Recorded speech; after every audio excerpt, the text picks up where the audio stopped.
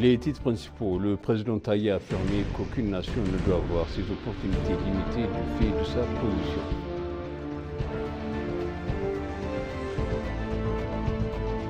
Le patriarche de l'Église orthodoxe éthiopienne appelle à l'unité nationale à l'occasion de la fête de Meskel en prenant le grand barrage de la Renaissance comme illustration.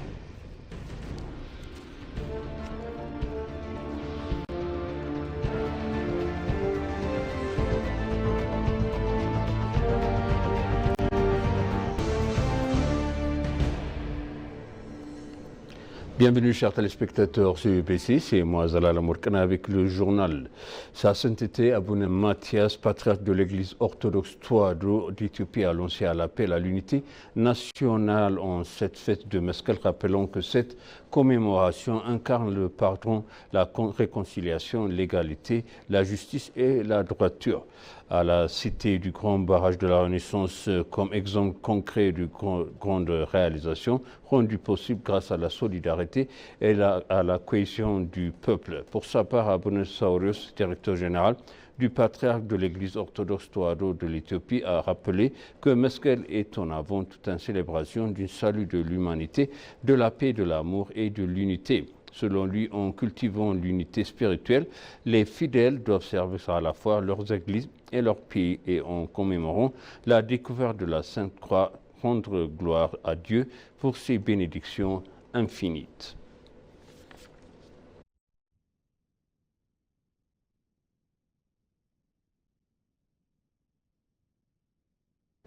Les chrétiens éthiopiens célèbrent avec faveur la fête de Meskel Demera qui commémore la découverte de la Sainte Croix à travers de nombreux rituels religieux et manifestations traditionnelles à travers le pays. À Addis Abeba, la célébration se déroule en présence du patriarche de l'église orthodoxe Touadou d'Éthiopie, sa sainteté Abouna Mathias ainsi que de la mère de la ville, Adanech Abebe. La fête rassemblait également les ministres, des hauts fonctionnaires, des diplomates accrédités à Addis Abeba et des touristes venus du monde entier, tous présents sur la place de Meskel pour assister à cet événement majeur. Meskel Demera se distingue comme l'une des célébrations religieuses extérieures les plus colorées et emblématiques d'Éthiopie. Son importance culturelle et spirituelle a été reconnue en 2013 par l'UNESCO qui a inscrit au patrimoine culturel immatériel de l'humanité.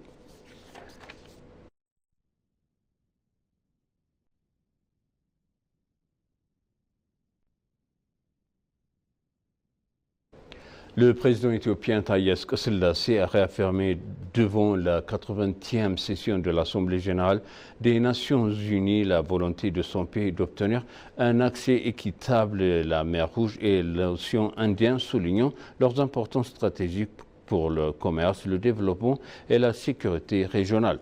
Aucun État ne doit être privé d'opportunités de croissance, de financement et de progrès technologique en raison de sa situation géographique, a-t-il exprimé, rappelant que l'Éthiopie est la deuxième nation la plus peuplée d'Afrique, attache une grande importance à la libre navigation et à la sécurité des routes maritimes.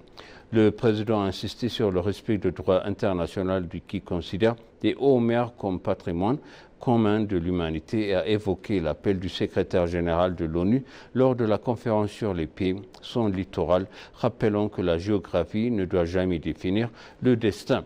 En conclusion, le président Taye a souligné que la sécurité nationale et régionale était indissociable et a réitéré l'engagement de l'Éthiopie en faveur du multilatéralisme, de la stabilité collective et du développement durable.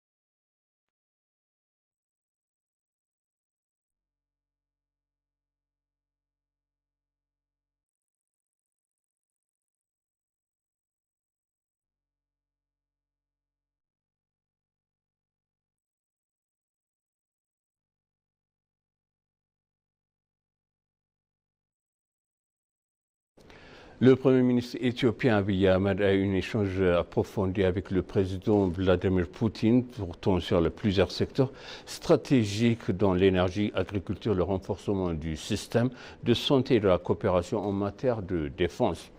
Au cours des discussions, les deux dirigeants ont exploré leurs intérêts communs, notamment la signature d'accords pour la construction conjointe d'un centre nucléaire visant à produire une énergie propre au service de la population. Nous avons examiné nos intérêts communs dans la signature d'accords pour la construction d'une centrale nucléaire pour fournir une énergie propre à la société, a déclaré le Premier ministre sur ses pages de son réseau. Ainsi, Abiy Ahmed se trouve actuellement à Moscou pour participer à la Semaine mondiale de l'énergie atomique, le principal événement international dédié au secteur nucléaire et aux industries connexes.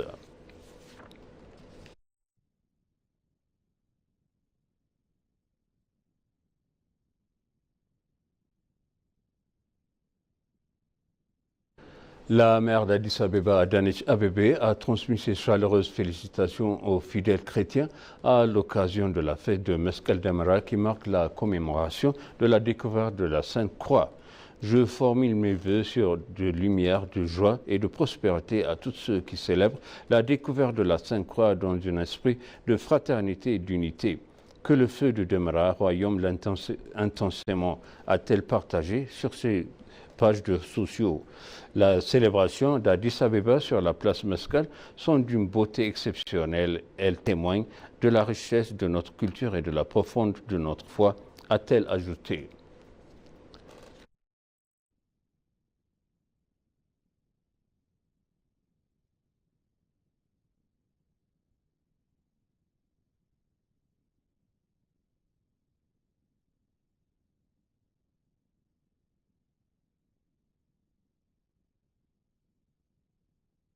Le ministère d'État aux Affaires étrangères, l'ambassadeur Adara Barra, a réaffirmé l'engagement constant de l'Éthiopie en faveur de la paix et de la stabilité en Somalie lors de la conférence de haut niveau sur le financement de la mission de soutien et de la stabilisation de l'Union africaine en Somalie au sommet organisé en marge de la 80e Assemblée générale des Nations unies. Il a rappelé que l'avancée notable obtenue dans la lutte contre Al-Shabaab, rendant hommage aux troupes éthiopiennes, notamment à celles qui ont consenti le sacrifice ultime. L'ambassadeur Hadara a mis en évidence une grave insuffisance de financement à la somme estimée à près de 180 millions de dollars américains pour 2025 et a appelé les partenariats internationaux à accroître leur soutien. Enfin, il a insisté sur le fait que la consolidation des capacités sécuritaires nationales et de Somalie constituait la voie la plus viable vers une stabilité durable, tout en rappelant un engagement politique renforçant à un appui accordé pour accompagner les pays vers un avenir sûr et prospère.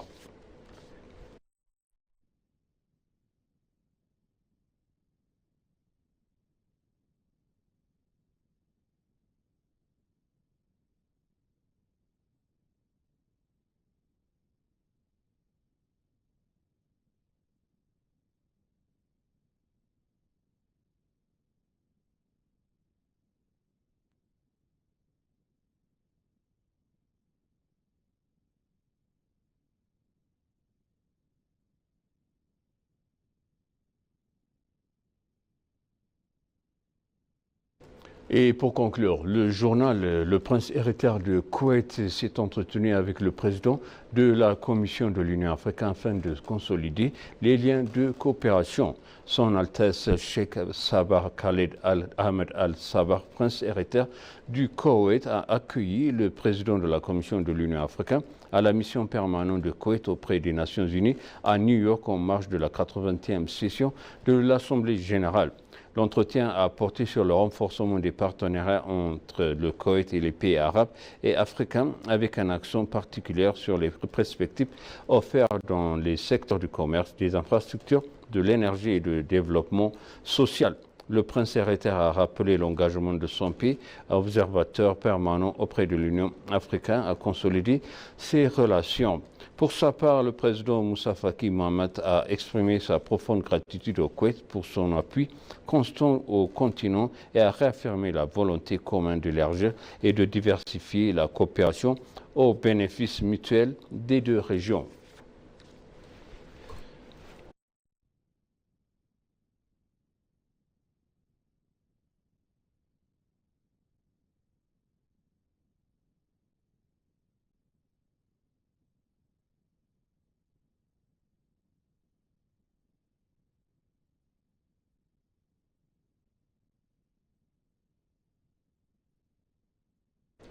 Et maintenant, je répète les titres principaux. Le président Taï a affirmé qu'aucune nation ne doit voir ses opportunités limitées du fait de sa position.